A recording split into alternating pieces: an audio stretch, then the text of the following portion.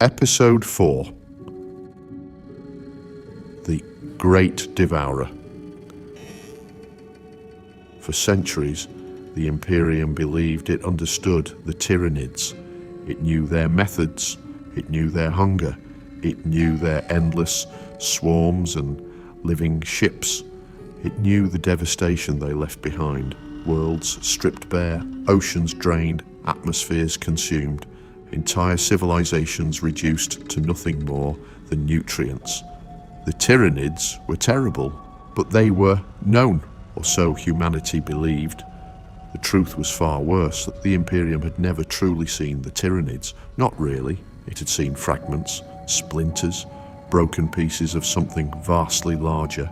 For generations, Imperial tacticians had studied Hive fleet Behemoth, the first great invasion, the fleet that nearly shattered Ultramar itself. Countless lives had been lost stopping it. Entire sectors burned, worlds died, heroes became legends, and in the end, the Imperium celebrated. The monster had been defeated. Then Kraken arrived, faster, smarter, deadlier. It spread through the galaxy like a plague, appearing everywhere, striking unexpectedly, destroying worlds before vanishing into the void. Again the Imperium bled. Again it survived. Then came Leviathan, the largest Hive fleet ever recorded. A monstrous invasion emerging not from the galactic edge, but from beneath the galactic plane itself. The Imperium had never imagined such a thing. Entire battle fleets were annihilated. Space Marine chapters were pushed to extinction. Whole sectors vanished beneath the swarm. Yet somehow humanity endured. Again and again and again, every victory came at terrible cost. But victory nevertheless. Or so it seemed. Now, in the shadowed halls of terror, Imperial analysts reviewed 10,000 years of Tyranid encounters. Every invasion, every battle, every recovered fragment of information. Data filled entire vaults, billions of records, trillions of casualties, and still something did not make sense. The warnings from Explorator Fleet Vesta 9 had changed everything. Dead worlds beyond the galactic rim, a silent dwarf galaxy, the psychic phenomena spreading through the Imperium, the growing shadow in the warp. Individually, these discoveries were alarming. Together they painted a picture so horrifying that many refused to accept it. One senior analyst finally asked the question nobody wanted to hear. How much biomass would be required to consume an entire galaxy? The chamber fell silent, because everyone already knew the answer. An impossible amount. The calculations began. Thousands of cogitators worked continuously. Entire Mechanicus data forges devoted themselves to the problem. For months they processed information. For months they recalculated. For months they checked and rechecked every variable. The results remained unchanged. No known Tyranid fleet could have done what had been discovered beyond the galaxy. Not Behemoth, not Kraken, not Leviathan, not all of them combined. The numbers were impossible. The biomass simply did not exist, at least not within known Tyranid forces, which left only one conclusion. The Tyranids humanity had fought were not the main swarm. They were merely the advance elements. The realization spread slowly through the highest levels of Imperial command, like poison, like a disease, like a death sentence. The first to publicly voice the conclusion was an elderly Magos biologist named Hester Val. For over 2 centuries, she had studied Tyranid evolution. She understood their biology better than almost anyone alive. Many considered her obsessive, others considered her brilliant. After reviewing the data from Vesta 9, she requested an audience with senior Imperial officials. What she presented would later become one of the most classified reports in Imperial history. She began with a simple comparison: Hive fleet Leviathan, at its greatest known extent, measured against the estimated biomass removed from the dwarf galaxy. The image stunned everyone present. Leviathan appeared microscopic, a speck, a droplet compared to an ocean. The Magos allowed the image to remain visible for several minutes. No one spoke, no one questioned her, because the numbers were undeniable. Finally, she broke the silence. The fleets we have encountered are not invasions. She paused and then continued. They are scouts. No one argued, no one could. Across Terra, similar conclusions were being reached. Within the Inquisition, within the Mechanicus, within the Adeptus Astra Telepathica, even among the Navigator houses, every investigation led to the same terrifying possibility.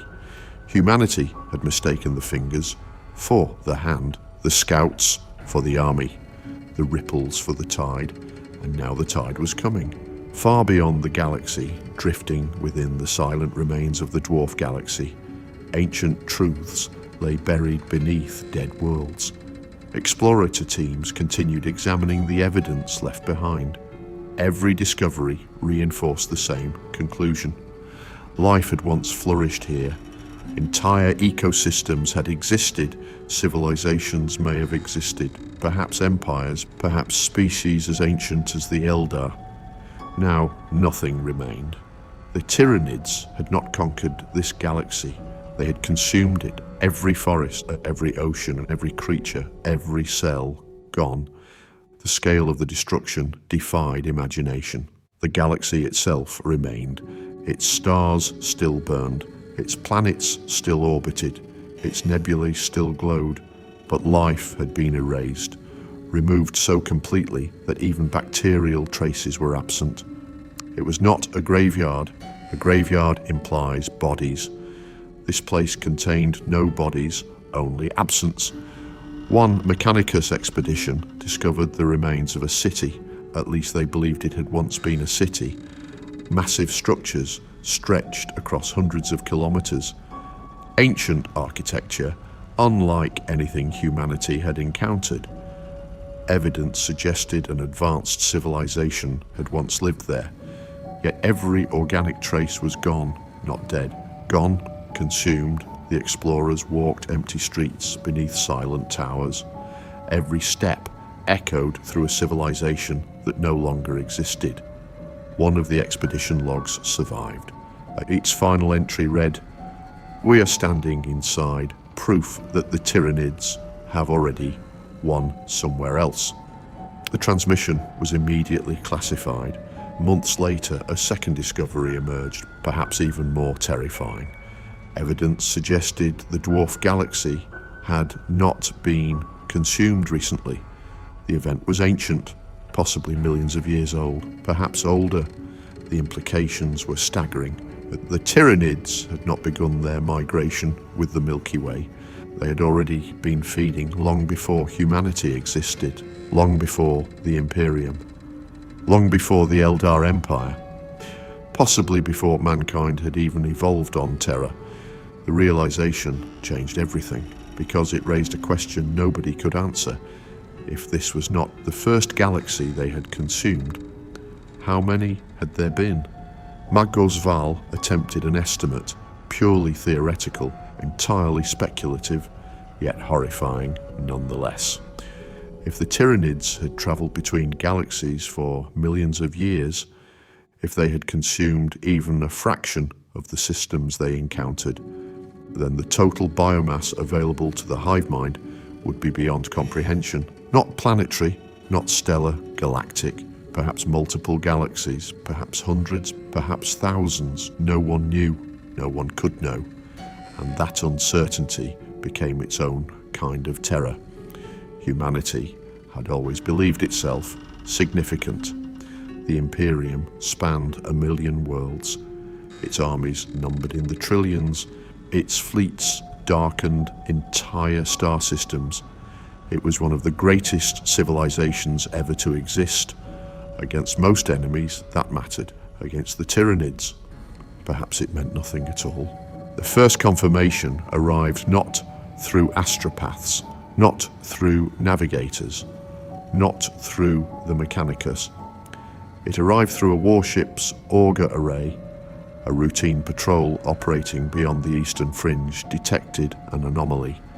At first, the readings appeared insignificant, minor gravitational distortions, unusual radiation patterns, nothing that immediately suggested danger. Such phenomena were common near the edge of explored space.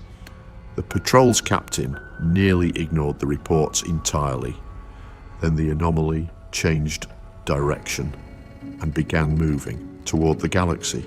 The patrol consisted of 6 vessels, too small to investigate major threats, too large to dismiss potential dangers. Their orders were simple: observe, identify, report. The squadron advanced cautiously. Long-range augers swept the darkness. Sensor arrays probed the void. At first they found nothing. Then something appeared. A contact, biological in nature, impossible in size. The operators recalibrated their instruments.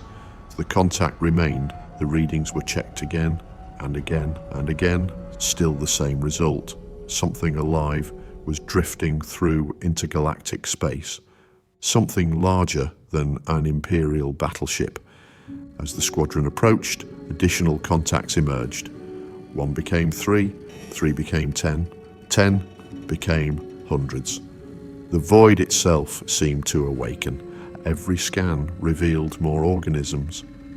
Every adjustment uncovered new shapes hidden within the darkness. The captain ordered immediate withdrawal. The transmission sent back to Segmentum Command contained only a brief summary. Unknown biological fleet detected. Estimated strength exceeds local threat parameters. Request immediate reinforcement. Hours later, the transmission ceased. No further messages were received. No survivors were ever recovered. When Imperial reinforcements arrived weeks later, they found nothing. No wreckage, no escape pods, no debris field. The patrol had simply vanished, as though it had never existed. The only remaining evidence was the final sensor data. That data would later be studied extensively because it represented humanity's first direct observation of an intergalactic Tyranid vanguard, and what it revealed was deeply unsettling. The organisms detected were not moving toward any specific target. They were moving toward the galaxy itself. Within the halls of the Adeptus Mechanicus, the implications spread rapidly. The first wave had arrived, not the main swarm, not the true invasion, merely a vanguard. Yet even this advance force possessed enough biomass to annihilate entire sectors. The realization chilled even the most emotionless tech priests, because if this was only the beginning, what followed would be beyond anything humanity had ever faced. In response, Battlefleet Tempest was assembled, 3 battleships, 9 cruisers, dozens of escorts, veteran commanders, experienced crews, a force more than capable of destroying conventional threats. Its mission was straightforward: intercept the approaching organisms, destroy them, determine their origin, return with answers. Many aboard believed it would be a routine operation, a dangerous one, perhaps, but manageable. After all, humanity had defeated Tyranid fleets before.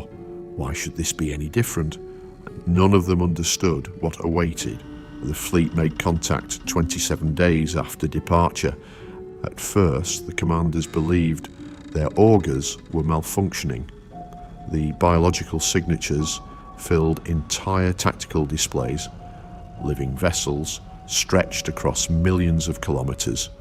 Creatures larger than cities drifted alongside swarms of smaller organisms. The fleet's senior officers stared at the readings in disbelief. The Tyranids had always been numerous, but not like this, never like this. The scale felt wrong, unnatural, as though reality itself struggled to accommodate such vast concentrations of life. Still, Imperial doctrine remained unchanged. The order was given, Open fire. The void erupted. Lances burned through darkness. Macro-cannon shells crossed impossible distances. Torpedoes streaked toward the swarm. For several glorious minutes, the Imperial fleet appeared victorious. Bioships died, organisms exploded, entire clusters vanished beneath concentrated bombardment. The commanders celebrated. Then the Tyranids adapted. The surviving organisms changed formation. New creatures emerged from within larger vessels. Organic shields unfolded. Living armor thickened. Entire sections of the swarm reorganized. The damage humanity had inflicted began to matter less. Then the counterattack began. The first Imperial cruiser died in less than 30 seconds. A cloud of spores impacted its shields. The shields collapsed immediately. Moments later, living torpedoes punched through the hull. The vessel vanished beneath swarms of biological organisms. By the time nearby ships attempted rescue, the cruiser was gone. Not destroyed, consumed, the Tyranids had already begun feeding. Then another ship fell. And another, and another. The battle deteriorated rapidly. Imperial formations broke apart. Command structures collapsed. Communications failed. The swarm advanced relentlessly. Every loss strengthened it. Every wreck provided fresh biomass. Every dead sailor became fuel for the enemy. Within hours, Battlefleet Tempest ceased to exist. A handful of vessels escaped. Most did not. The survivors carried horrifying reports back to Imperial space. Reports that would eventually reach Terra itself. The first conclusion was obvious. The Imperium could defeat individual Tyranid fleets. It had done so before, but this was different. This force was not operating independently. Every organism behaved as though connected to something larger, something distant, something directing events from beyond the galaxy. The implication was unavoidable. The hive mind was growing stronger, closer, more focused, and it was beginning to reach into the Milky Way. For the first time since the series began, the narrative shifts. Not fully, only briefly, only enough to glimpse the unimaginable, beyond the void, beyond the dead galaxies, beyond the reach of human thought. The hive mind moved, not as an individual, not as a ruler, not as a god, as a consciousness spread across uncountable organisms, a living intelligence measured in light years, an awareness composed of trillions upon trillions of minds functioning as one. It didn't think as humans thought. It did not dream. It did not wonder. It did not hope. It consumed. The Milky Way appeared before it, a bright cluster of life, a concentration of biomass, rich, abundant, untouched.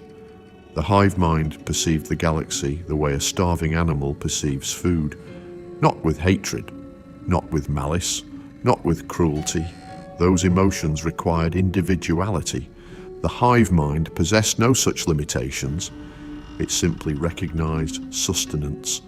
Humanity imagined monsters hated their victims. The Tyranids did not. A farmer does not hate his crops. A predator does not hate its prey. The hive mind did not hate the Imperium. It barely recognized humanity as distinct from anything else. Humans, orcs, Eldar, Tau, even Necrons, all were merely obstacles standing between the swarm and nourishment. And yet, there was one thing that drew its attention. One thing different from all the others. The psychic beacon, the signal, the light that had pierced the darkness 10,000 years earlier. The Pharaohs, the memory remained, not as humans remember, but as instinct, a direction, a destination, a source. The galaxy had revealed itself, and now the hive mind had come to feed. Across the Imperium, isolated worlds began reporting unusual sightings, strange organisms discovered in remote systems, biological debris drifting through space, unidentified creatures found aboard derelict stations. At first these incidents appeared unrelated. Only later would investigators understand the truth. The vanguard was spreading. Seeds cast ahead of the swarm, preparing the way. The Great Devourer was drawing closer, and humanity still had no concept of its true size. The reports from Battlefleet Tempest arrived on Terra under the highest levels of classification.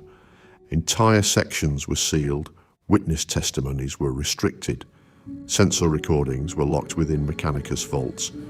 Even among the High Lords, access was limited, not because the information was uncertain, but because it was undeniable. The first intergalactic vanguard had been encountered, and it had destroyed an Imperial battle fleet with terrifying ease. Yet the battle itself was not what caused panic. It was the data recovered afterward, because for the first time humanity possessed enough information to attempt a calculation, not of the vanguard, not of the Tyranid fleets already within the galaxy, but of the swarm beyond. The swarm still approaching. The swarm casting the shadow in the warp.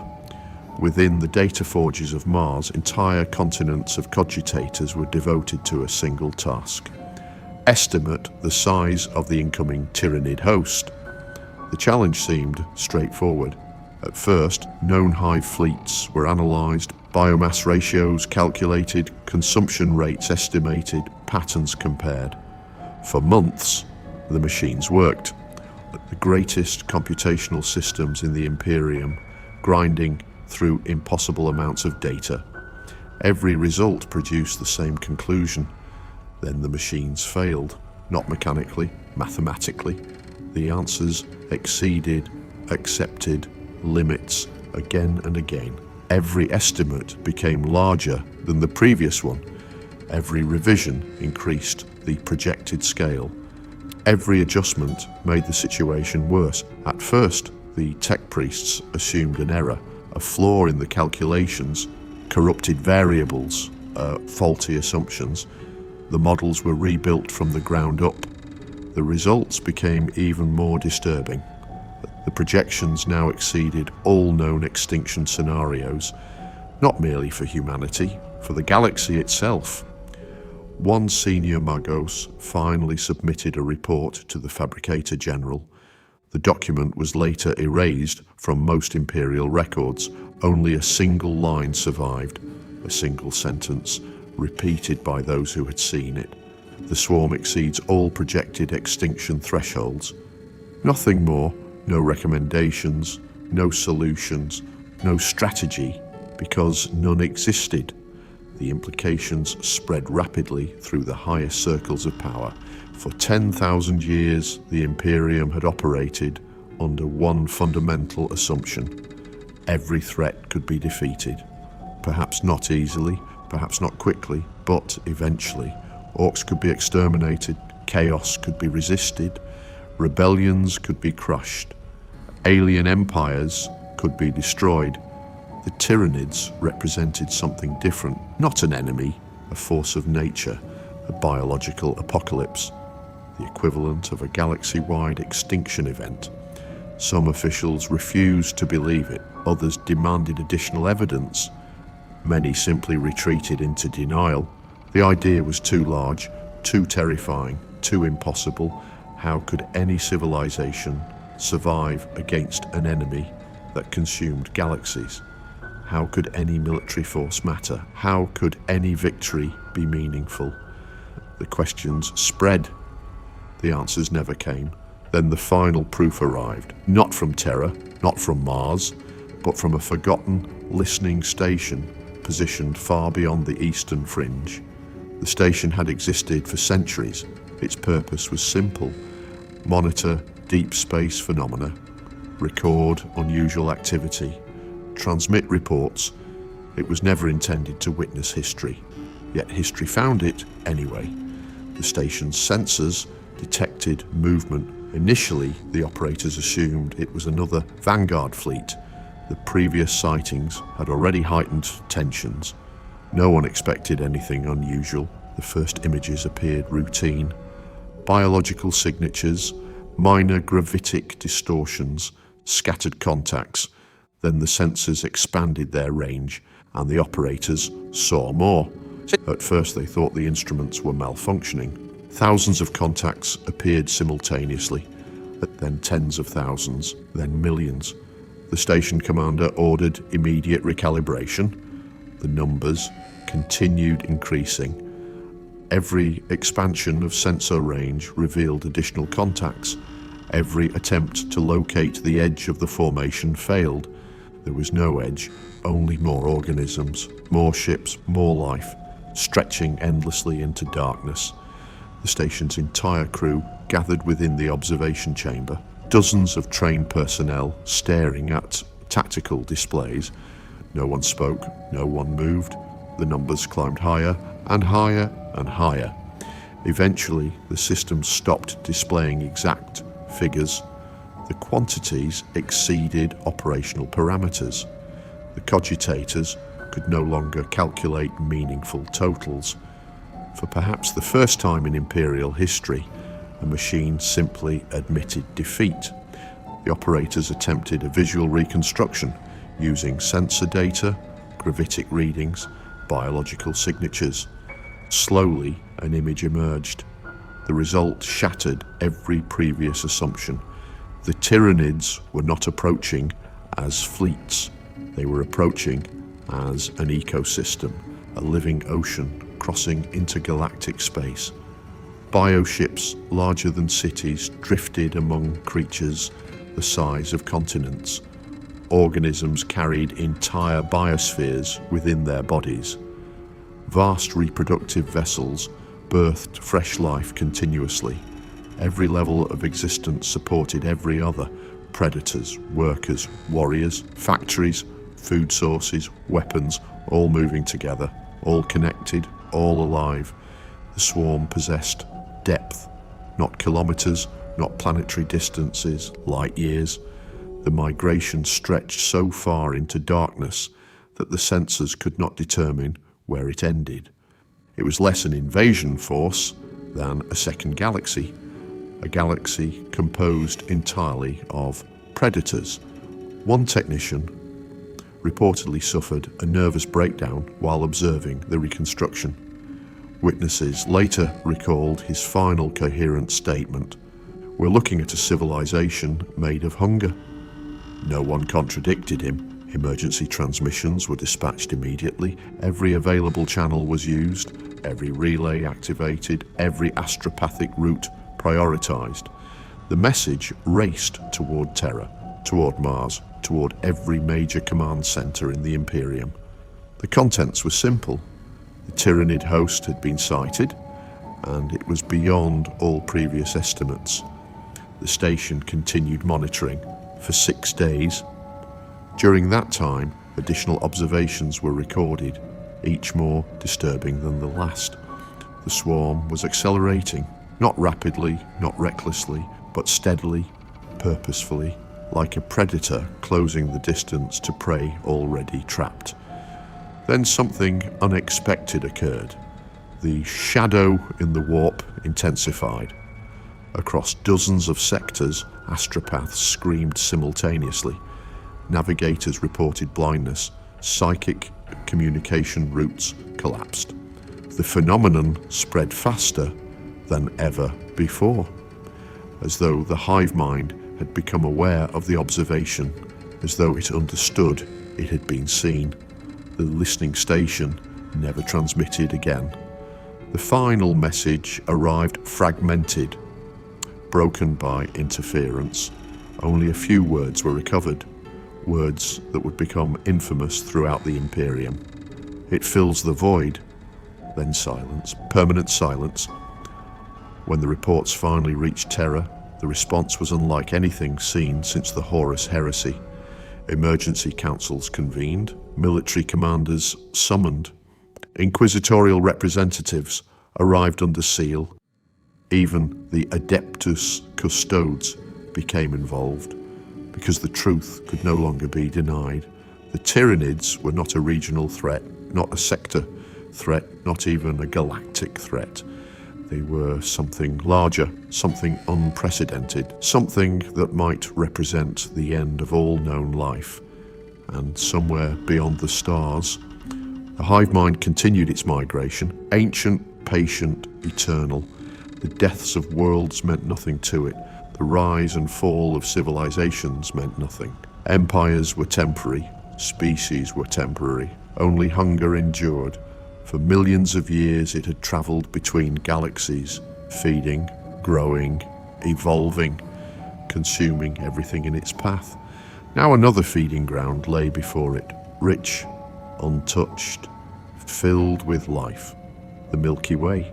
The Imperium still believed it had time, years, perhaps decades, enough time to prepare, enough time to fight, enough time to survive. The hive mind knew otherwise. The feast had already begun.